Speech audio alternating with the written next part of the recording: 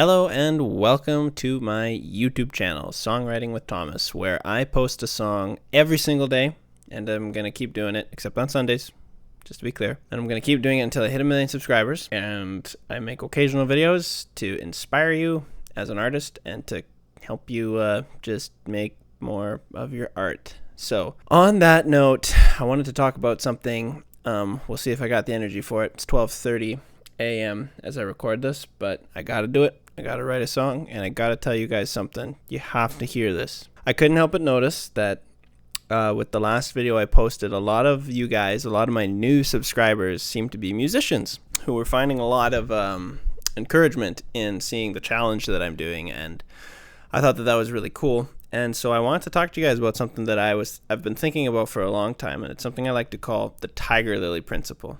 So it goes like this.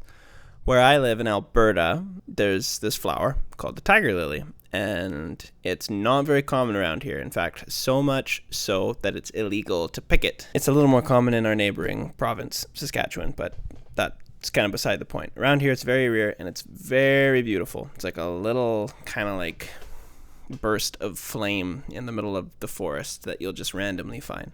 So on occasion, when I'm out in the woods, if I'm lucky, I'll see one of these, and it's usually kind of in the woods a little bit ways, sort of hiding under the trees in the shade. That's where they seem to like to grow. And it was one time I found one, and I was going over and I was looking at it, maybe took a picture of it, and I had this realization that flower isn't any less beautiful because I'm the only one who saw it. Or how can I say it better? I might have been one of the only people who got to see that flower in its small lifespan. It wasn't, not a lot of people walked down the path. Not a lot of people would have looked to the side and seen it, and not a lot of people would have gone out of their way to trudge into the bush to get a closer look at it. But that flower is not any less beautiful.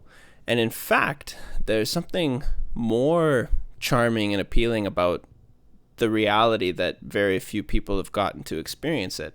It made me feel privileged for being able to encounter this rare flower that you don't see every day and that not a lot of other people got to see. You got to think of your art in that way.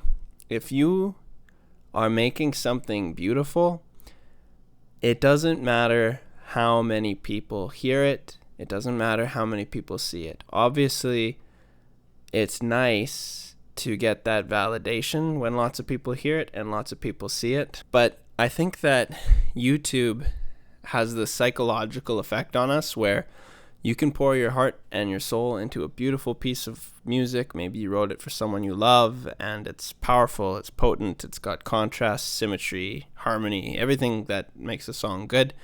You put it out there and it gets like 32 views.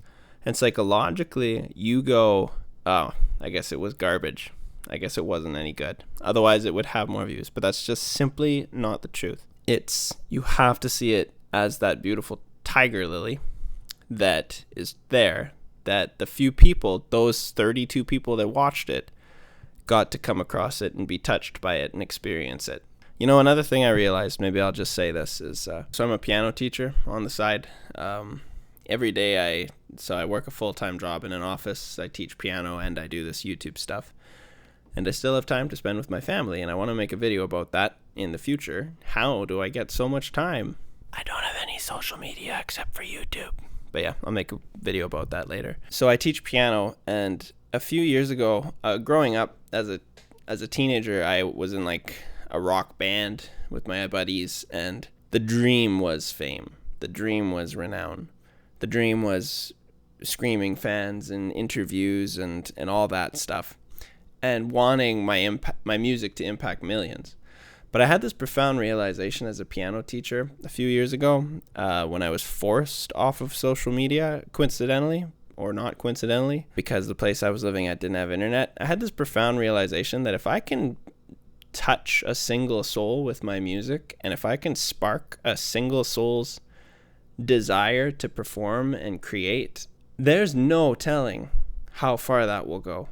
My music could very well influence millions and millions of people, perhaps even an entire generation. Because suppose I have one student and I write all my music for text. I compose all of my material for my students, except for my older ones. I use the greats for them. You know, I'm not going to compete with Chopin, but for the younger students, I write all the material for them.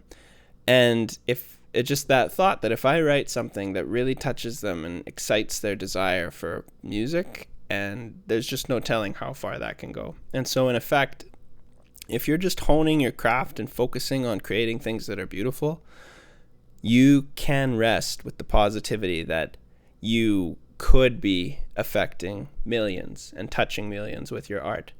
Or even if you're not, even if you only touch 1 or 2 or 3 people, you're still bringing that beauty into this world, and you've given those infinite souls, those persons, those 3 or 4 persons, that experience of finding the rare flower in the woods and being able to go and tell people about it.